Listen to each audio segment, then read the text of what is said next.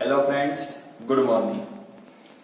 વિદ્યાર્થી મિત્રો, ગયા લેક્ચરની અંદર આપણે વાણિજ્ય વ્યવસ્થા અને સંચાલનમાં ચેપ્ટર નંબર 9 સ્ટાર્ટ કર્યું હતું. આંતરિક વેપાર, ઇન્ટરનલ ટ્રેડ વિશે માહિતી મેળવી હતી. વેપારનો અર્થ જોયો તો વેપારના જુદા જુદા પ્રકારોનું આખું વર્ગીકરણ આપણે સમજ્યા હતા, ચાર્ટ તૈયાર કર્યો હતો. હોમવર્કની અંદર મેં તમને તૈયાર કરવા માટે પણ આપ્યો હતો. હવે આપણે આજનો એક ટૂંકનોંધ જેવો પ્રશ્ન છે, જથ્થાબંધ વેપાર વિશે સમજાવો.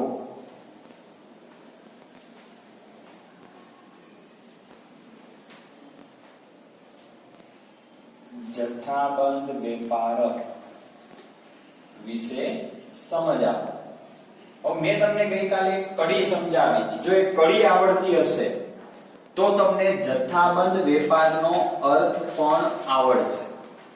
જો એ કડી અહીંયા હું લખું છું, જેની ઉપરથી આજે આપણો આખો પ્રશ્ન સમજવાનો છે. સૌપ્રથમ વસ્તુનું ઉત્પાદન કોણ કરે? ઉત્પાદક. ઉત્પાદક વસ્તુનું ઉત્પાદન કરે, ત્યાંથી વસ્તુ કોની પાસે આવતી હોય છે? જથ્થાબંધ વેપારી પાસે. જથ્થાબંધ વેપારી પાસેથી વસ્તુ ક્યાં આવતી હોય છે?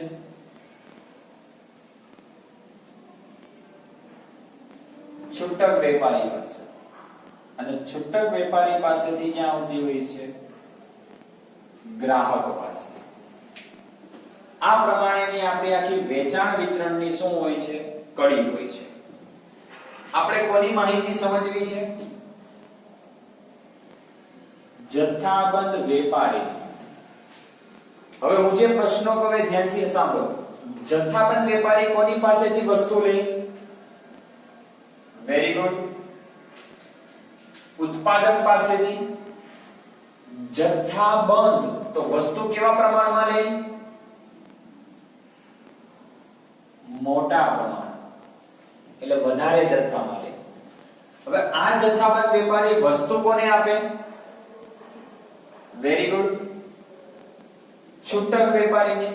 કેવી આપશે? નાના નાના જથ્થામાં આપશે. તો આ જ છે જથ્થાબંધ વેપારીનો અર્થ, અથવા તો જથ્થાબંધ વેપારનો અર્થ. જો અર્થ અહીંયા લખું છું કે જથ્થાબંધ વેપારી એ ઉત્પાદક પાસેથી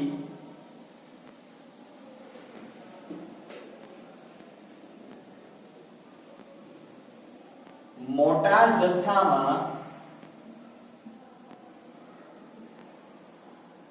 માલ ખરીદી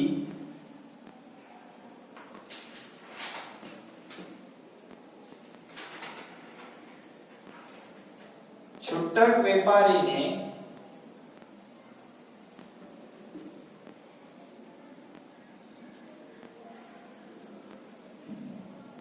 નાના જથ્થામાં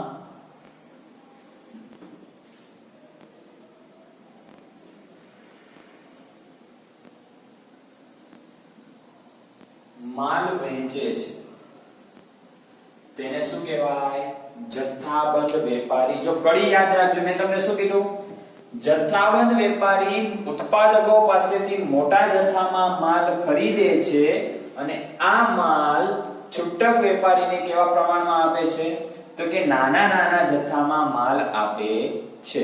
તો આવો વેપાર કેવો વેપાર કહેવાય? જથ્થાબંધ વેપાર અથવા તો જથ્થાબંધ વેપારી કહેવાય. ક્લિયર છે? હવે આગળ ટૂંકનોંધ જેવો એક પ્રશ્ન છે કે જથ્થાબંધ વેપારીની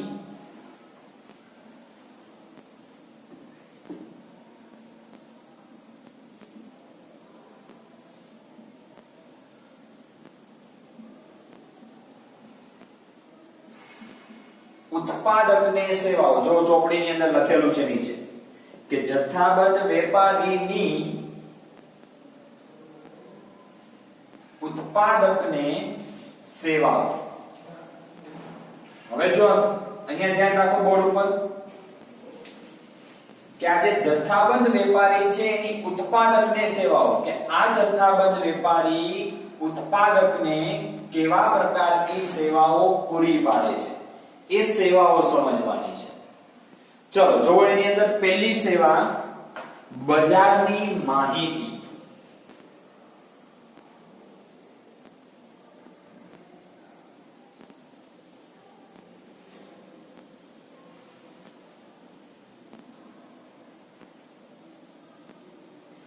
ચલો હવે એ ધ્યાન રાખો કે જથ્થાબંધ વેપારી કોની સાથે સંકળાયેલો હોય? છૂટક વેપારી સાથે. છૂટક વેપારી કોની સાથે સંકળાયેલો હોય? ગ્રાહક સાથે. ગ્રાહકને કેવી વસ્તુઓ જોઈએ છે તો એની માહિતી કોની પાસે આવે? છૂટક વેપારી. હવે જથ્થાબંધ વેપારી છૂટક વેપારીને માલ આપતો હોય તો છૂટક વેપારી જથ્થાબંધ વેપારીને માહિતી આપશે કે ભાઈ બજારમાં ગ્રાહક આ કંપનીની વસ્તુઓની ડિમાન્ડ કરે છે, એને આવા પ્રકારની વસ્તુઓ જોઈએ છે. તો જથ્થાબંધ વેપારીને માહિતી મળી તો આ માહિતી પાછી એ કોને આપશે? ઉત્પાદકને. ઉત્પાદકને કહેશે કે બજારમાં વસ્તુઓ આ પ્રમાણેની વસ્તુની ડિમાન્ડ કરે છે, આવી પ્રોડક્ટ માંગે છે, તો ઉત્પાદક એના ઉપર સંશોધન કરશે અને એ પ્રમાણેની વસ્તુ તૈયાર કરશે. તો જો જથ્થાબંધ વેપારીએ ઉત્પાદકને પહેલી સેવા કઈ આપી કે બજાર વિશેની માહિતી. ઉત્પાદક તો ડાયરેક્ટ બજારમાં જવાનો નથી, એ શું કરે છે? પોતાની જે કડીઓ છે એ કડી પાસેથી શું કરે છે? ઇન્ફોર્મેશન મેળવે છે, માહિતી મેળવે છે. તો અહીંયા આપણને એ જ કીધું છે કે જથ્થાબંધ વેપારી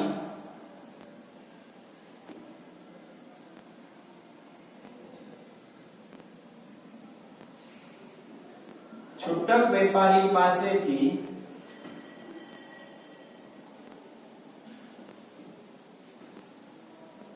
બજાર અંગેની માહિતી મેળવે છે.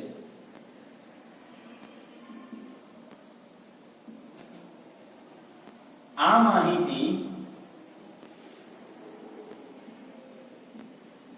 જથ્થાબંધ વેપારી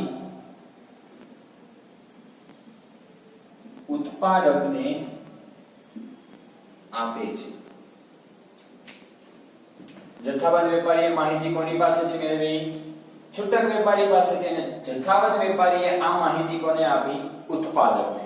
એટલે જથ્થાબંધ વેપારી બજારની અંદર જે પણ માહિતીઓ છે, કોઈ પણ નવો સુધારો થાય છે, કોઈ નવી વસ્તુ માર્કેટમાં આવે છે તો એની બધી માહિતી કોણ પૂરી પાડે છે? જથ્થાબંધ વેપારી ઉત્પાદકને પૂરી પાડે છે. ક્લિયર છે? આગળ બીજું આપણને કીધું છે જથ્થાબંધ વેપારી મોટા જથ્થામાં ઓર્ડર આપે છે. બીજું મોટા જથ્થામાં વર્દી. વર્દી એટલે ઓર્ડર. હવે છૂટક વેપારી એટલે કોણ? તો કે આપણી આસપાસ રહેલા જે નાના નાના વેપારીઓ છે, છૂટક વેપારી.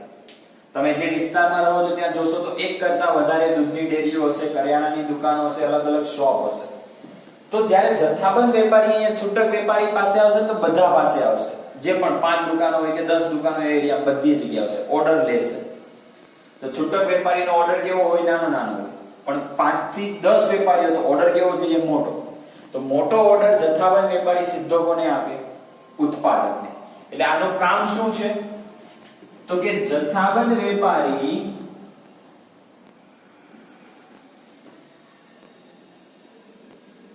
છૂટક વેપારી પાસેથી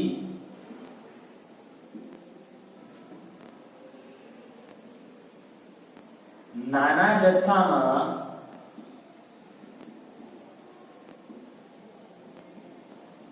ઓર્ડર લઈને ઉત્પાદકને મોટા જથ્થામાં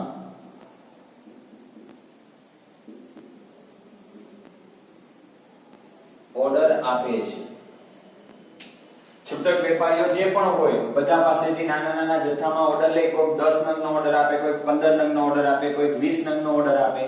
જે પણ ઓર્ડર આવે છે જથ્થાબંધ વેપારી પહેલા બધાનું ટોટલ કરે કે આ વેપારીએ 10 નંગનો ઓર્ડર આપ્યો અને 15 નંગનો ઓર્ડર આપ્યો, ટોટલ કરે, ટોટલ 100 નંગ થાય. તો ડાયરેક્ટ મોટા જથ્થામાં ઓર્ડર કોને મળશે?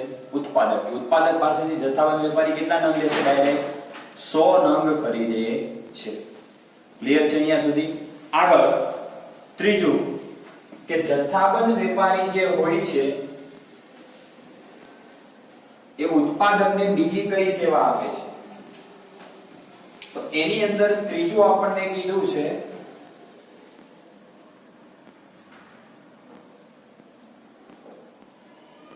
માલના સંગ્રહમાંથી મુક્તિ.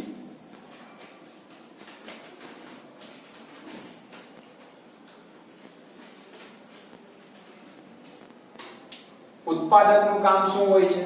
વસ્તુનું ઉત્પાદન કરવા. જેવી વસ્તુનું ઉત્પાદન થશે તરત જ મોટા જથ્થામાં કોણ લઈ જાય છે?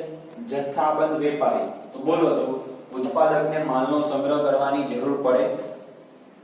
જરૂર પડે, પણ નાનો સ્ટોક જ રહે એની પાસે, કારણ કે જથ્થાબંધ વેપારી આવે તો સીધો હોલસેલના ભાવમાં મોટા જથ્થામાં વસ્તુ લઈ જાય છે. જેથી ઉત્પાદકે માલના સંગ્રહમાંથી શું મળે છે? મુક્તિ. અને માલના સંગ્રહની ચિંતા રહેતી નથી. જો એની અંદર લખી આપણે વિગતો કે જે જથ્થાબંધ વેપારી છે એ જથ્થાબંધ વેપારી એ ઉત્પાદક પાસેથી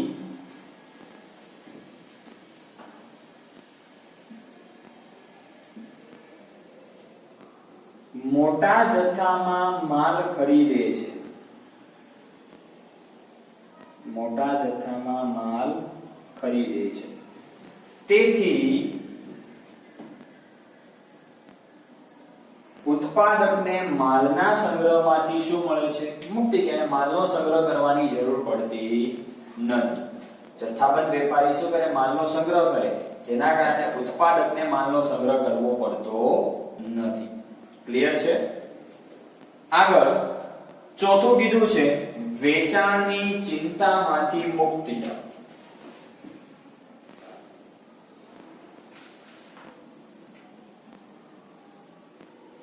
વેચાણની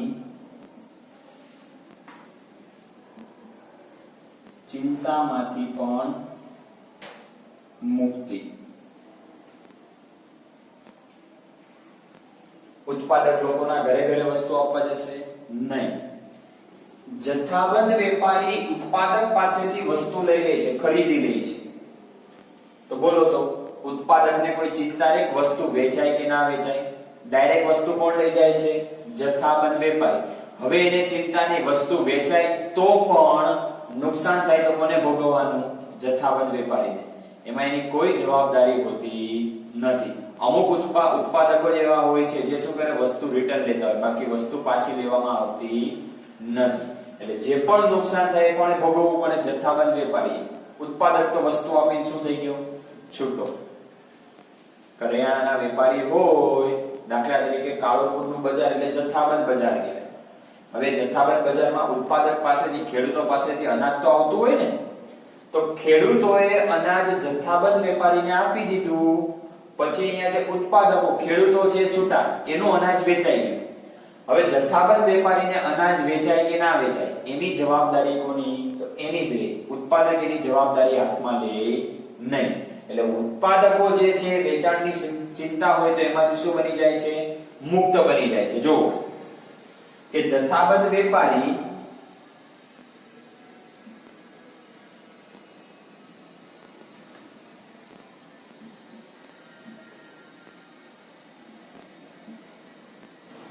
મોટા જથ્થામાં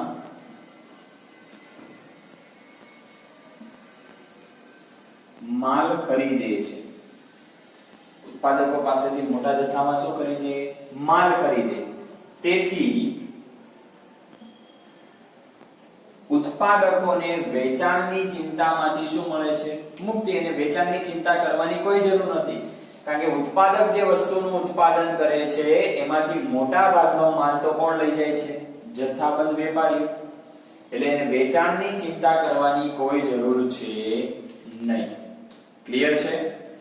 આગળ કીધું છે પાંચમું, મૂડીની છૂટ.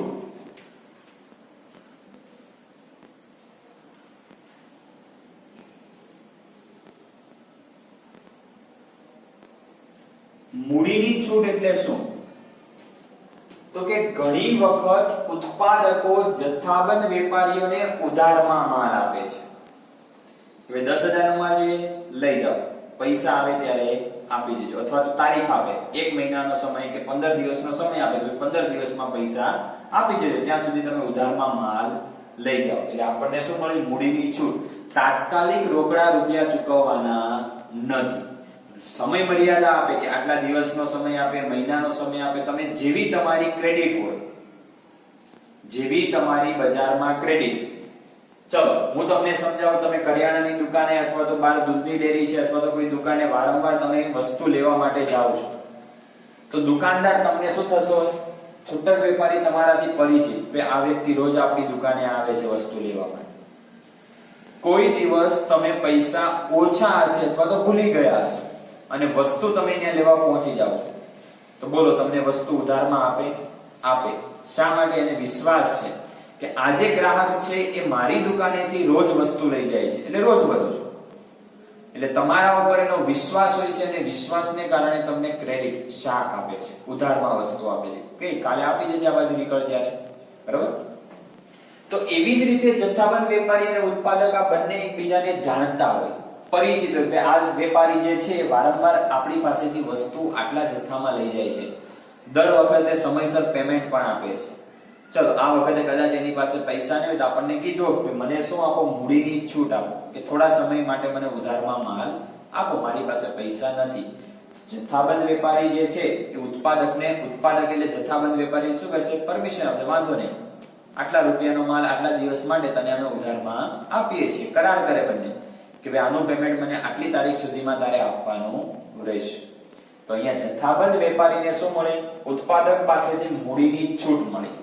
તો જુઓ કે જથ્થાબંધ વેપારી ઉત્પાદક પાસેથી વસ્તુ ખરીદતા પહેલા ઘણીવાર અગાઉથી નાણાં ચૂકવે છે. જથ્થાબંધ વેપારી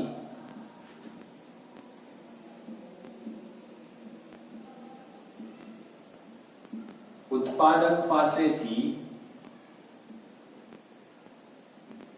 વસ્તુ ખરીદી કરતી વખતે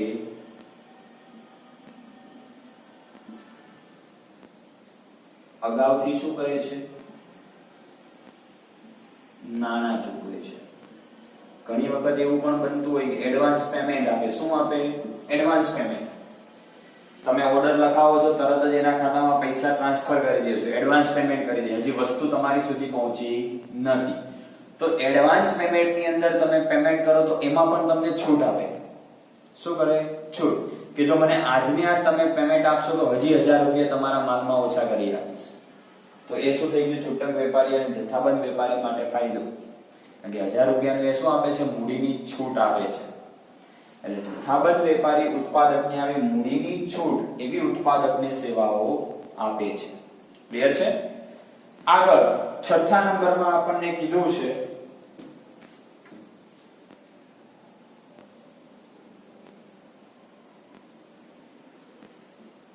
જોખમોમાંથી મુક્તિ. શું કીધું છે? જોખમમાંથી મુક્તિ.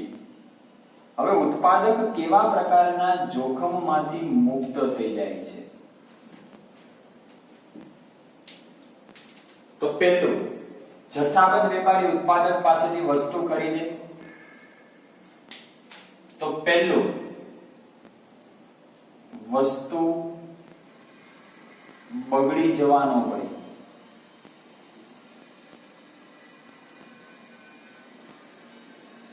વસ્તુનો નાશ થવાનો ભય.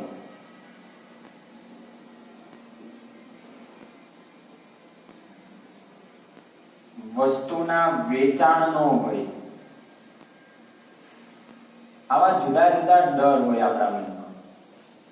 દાખલા તરીકે માની લો તમે દૂધની ડેરી ચાલુ કરી છે, અમૂલ પાર્લરમાંથી રોજબરોજ દૂધ આવે છે, કોઈ સમયસર દૂધ વેચાતું નથી, પડ્યું રહે છે અને દૂધ બગડી જાય તો, કેમ કે નાશવંત વસ્તુ છે.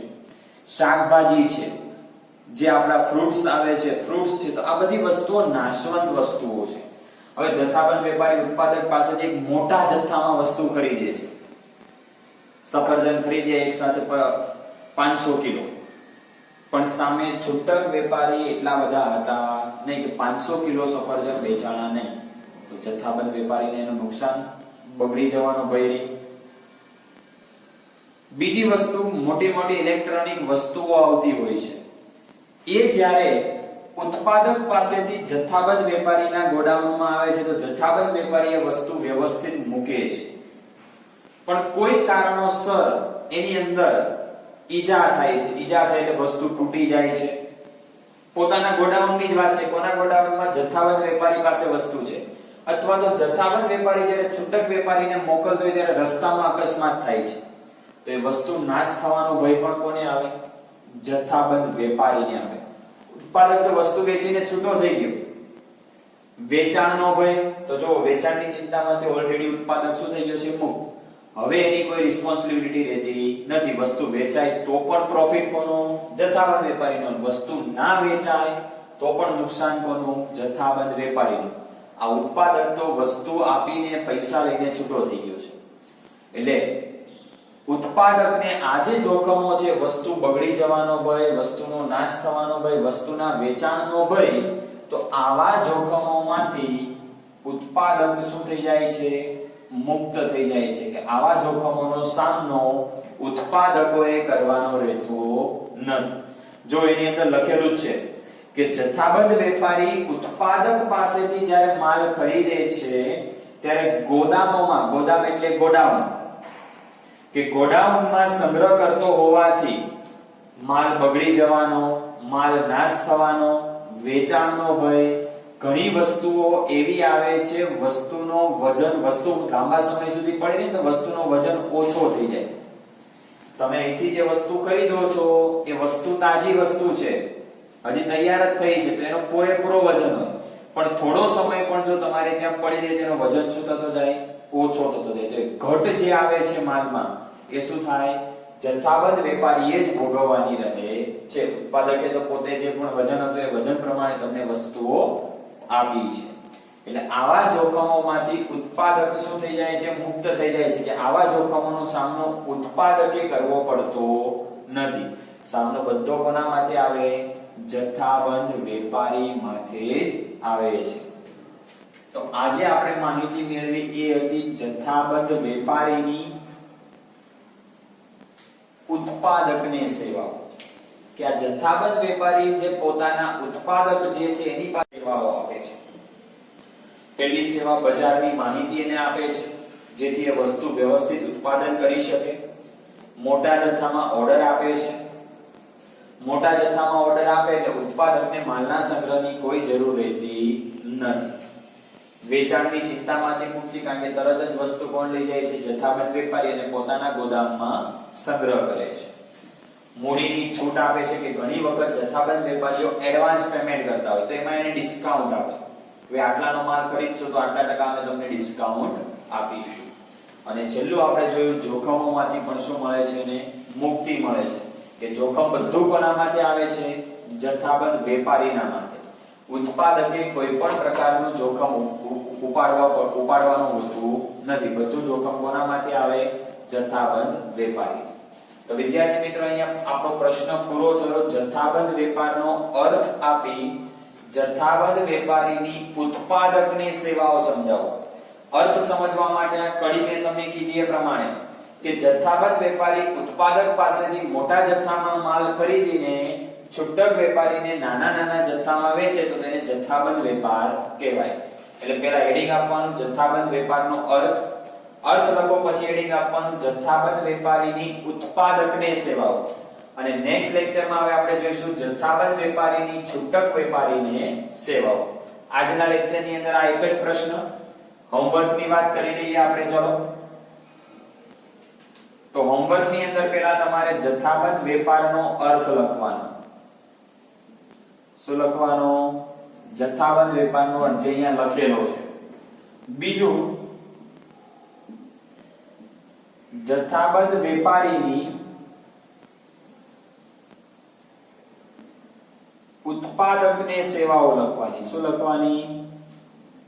ઉત્પાદકને સેવાઓ. કે જથ્થાબંધ વેપારીઓ ઉત્પાદકોને કઈ કઈ સેવાઓ આપે છે, કઈ કઈ માહિતીઓ આપે છે, બધી માહિતી. તો ટોટલ જે 6 મુદ્દા છે એ 6 મુદ્દા વ્યવસ્થિત વિગતવાર મેં જે સમજાવેલા છે એ પ્રમાણે તમારે નોટબુકમાં લખવાના છે. ક્લિયર? આજના લેક્ચરમાં આપણે અહીંયા સુધી રાખીએ છીએ. નેક્સ્ટ લેક્ચરમાં આનાથી આપણે આગળનો અભ્યાસ કરીશું. ઓકે, તો મળીશું હવે નેક્સ્ટ લેક્ચરમાં. Thank you.